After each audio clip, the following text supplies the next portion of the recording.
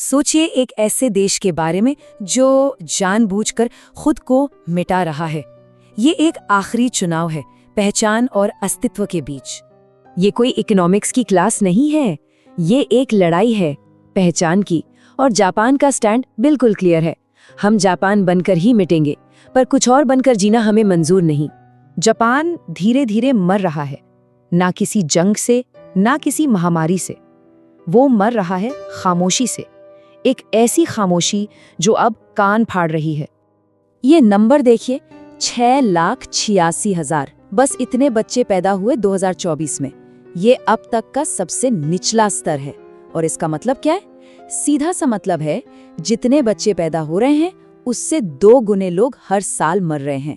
तो इसका असर क्या होगा?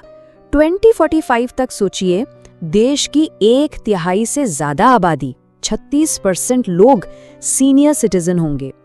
काम करने वाले हाथ कम हो रहे और पेंशन का पूरा सिस्टम ढहने की कगार पे है। और इकोनॉमी का क्या? सिर्फ उसे चलाने के लिए मैं तरक्की की बात नहीं कर रहा, सिर्फ उसे जिंदा रखने के लिए 2040 तक जापान को 10 लाख विदेशी कामगारों की जरूरत पड़ेगी। ये एक सीधी सादी गणित है जो फेल हो चुकी है। तो हल क्या है? दुनिया एक ही जवाब देती है, इमिग्रेशन। दरवाजे खोलो, लोगों को आने दो। लेकिन जापान का जवाब एक साफ और सीधा नहीं।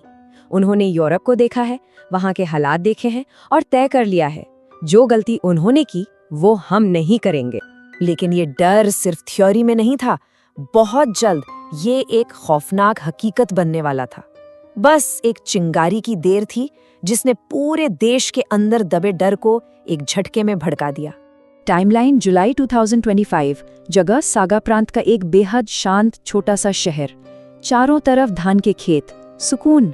ये वो जापान है जहां लोग दरवाजों पर ताला लगाना भी जरूरी नहीं समझते। और यहीं एक जापानी लैंग्वेज टीचर की उसके अपने घर में बेरहमी से हत्या कर दी जाती है। और क्यों? उस हत्यारे को मिला क्या? सिर्फ 11,000 येन, यानी करीब $74। एक इंसान की जान की कीमत, बस इतनी।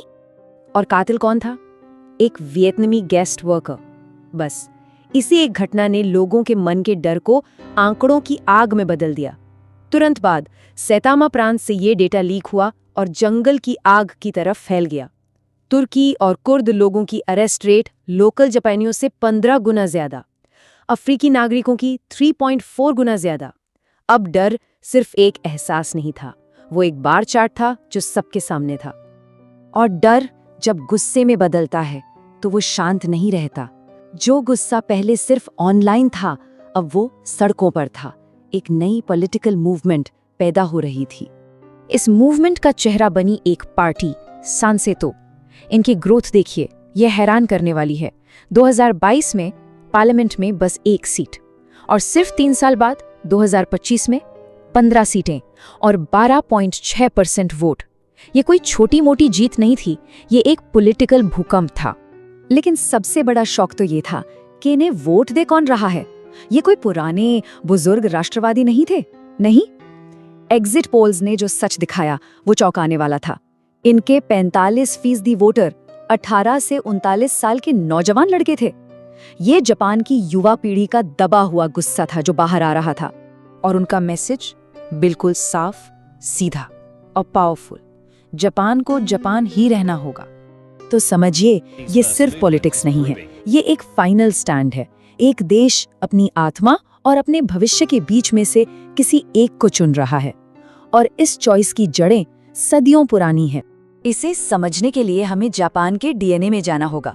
समुराई मानसिकता, ये एक ऐसी सोच है जो शुद्धता, अनुशासन और बलिदान को जिंदा रहने से भी ऊपर रखती है।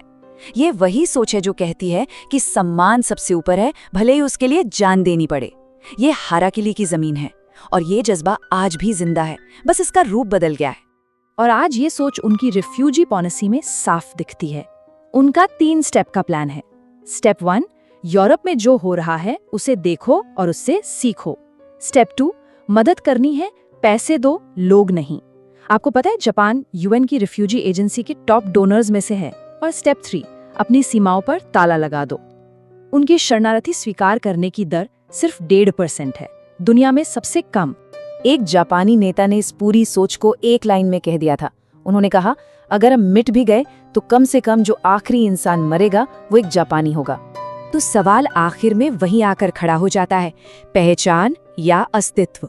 जापान एक ऐसी विरासत बचाने निकला है जिसकी कीमत शायद उसका अपना भविष्य है। तो ये क्या है? अपनी आत्मा को बचाने की सबसे बड़ी कुर्बानी या एक देश की सबसे बड़ी, सबसे ऐतिहासिक भूल? इसका जवाब शायद किसी के पास नहीं है, सिवाय वक्त के।